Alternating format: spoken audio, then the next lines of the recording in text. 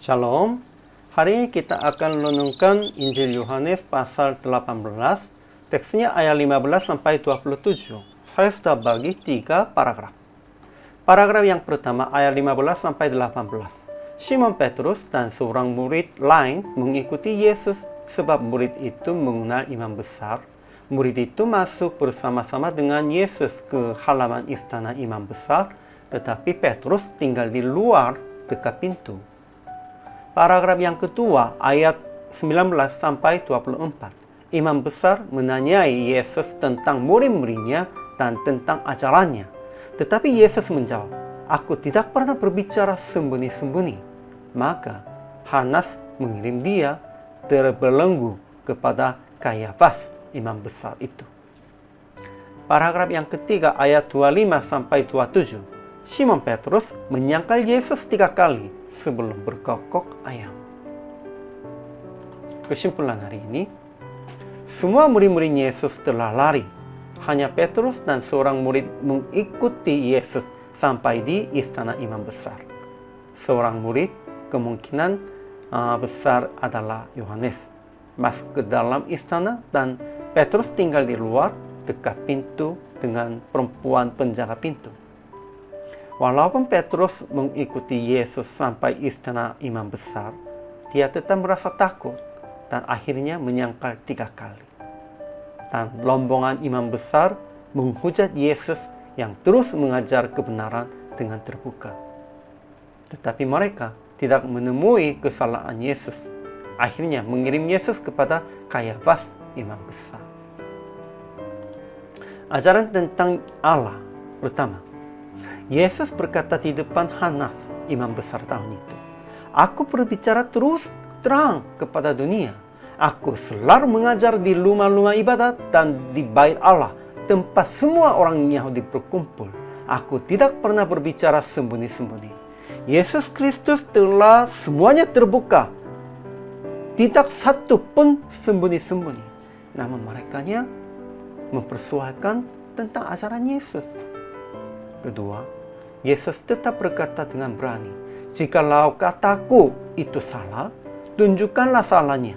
Tetapi jikalau kataku itu benar, mengapa engkau menampar aku?"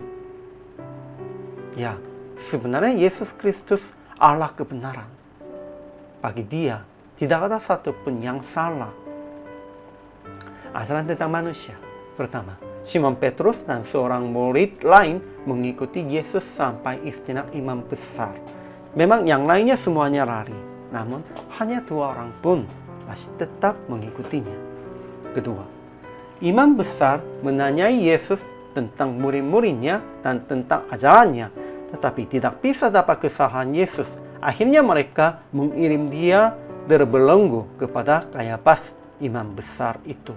Maksudnya begini, ya orang-orang sekalipun tidak menemui kesalahan, merekanya ingin mempersoalkan, tetap terbelenggu, dan mereka tetap ingin menghasilkan sesuai dengan kehendak merekanya. Ketiga, Simon Petrus menyangkal Yesus 3 kali sebelum ayam berkokok. Ya, namun kita harus tahu Yesus Kristus telah memberikan salah satu tanda kepada Simon Petrus. Inilah suara ayam kokok. Yesus katakan, "Kamu akan menyangkal 3 kali sebelum ayam berkokok." Yesus Kristus sudah katakan tentang itu, sehingga ayam berkokok itu menjadi salah satu sinyal tentang Petrus. Sehingga pada waktu ayam berkokok, Petrus baru menyadarinya, "Aduh, aku sudah menyangkal Yesusnya 3 kali."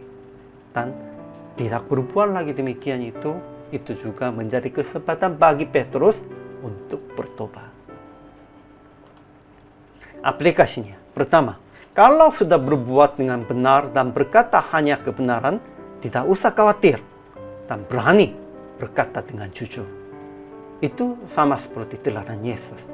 Kedua, jangan merasa takut sekalipun ada banyak lawan di sekitar Anda, dan mengaku bahwa, "Iya, aku orang percaya." harus mengakunya identitas dirinya. Ketika memahami tanda yang firman telah katakan, sepertinya ayam berkokok demikian itu, mengaku kesalahan Anda dan bertobat. Janganlah lari dari itu. Jadi PL praktiknya, kalau pernah berkata bohong, bertobat. Dan jangan sembunyi identitas Anda, dan terbuka dengan jelas sebagai hamba Tuhan dan orang Kristen. Sekalipun menyangkal, sekalipun ingin sembunyikan identitas, itu tidak mungkin. Jadi lebih baiknya sengaja terbuka aja, dan sengaja menjelaskan identitas kita aja. Pada waktu itu Tuhan pasti memakai kita untuk kemuliaan Tuhan. Hari ini juga, selamat melayani. Tuhan Yesus memberkati.